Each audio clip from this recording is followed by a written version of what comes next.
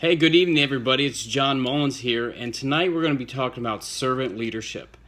So many of you know that I'm in the Coast Guard Reserves, and I'm actually leaving for an officer candidate program tomorrow for the Reserve Officer Candidate Program. And one of the things ways that they prepare you is to start uh, getting your mind in the thought wrapped around of what is a leader. And I actually was writing up my leadership philosophy. That's actually one of the papers, the projects they encourage you to write is to uh, define what your leadership philosophy is. You know, what does leadership mean to you, and how do you define leadership? Who are some great examples of leaders? If I was to ask you that, you know, what what would come to mind?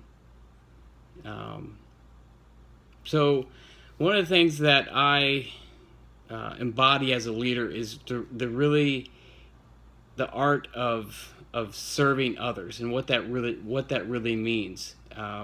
Servant leadership to me means that you really serve others first.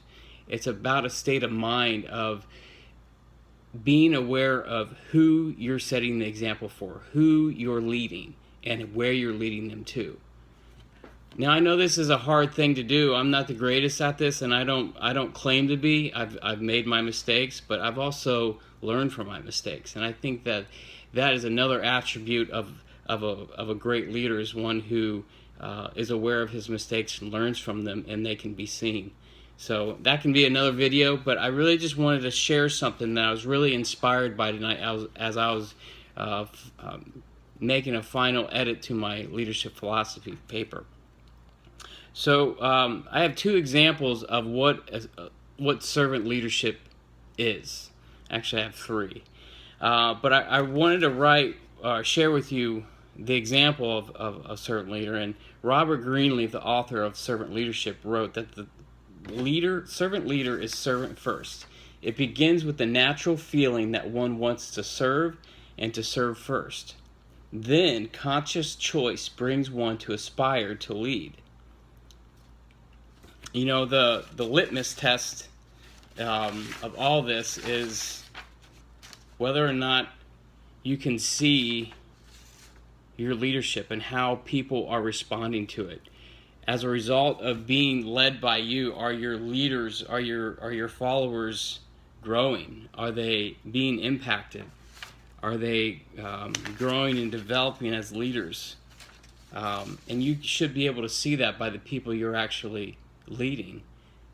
You know, John C. Maxwell says that a leader knows the way, goes the way, and shows the way. And I think that that really embodies what a servant leader is.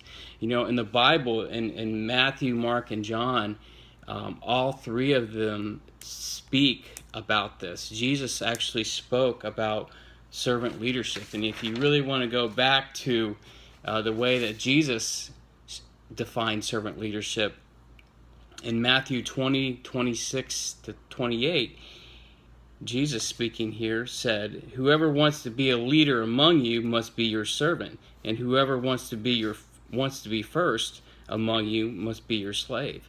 For even the Son of Man came not to be served, but to serve others, and to give his life as a ransom for many."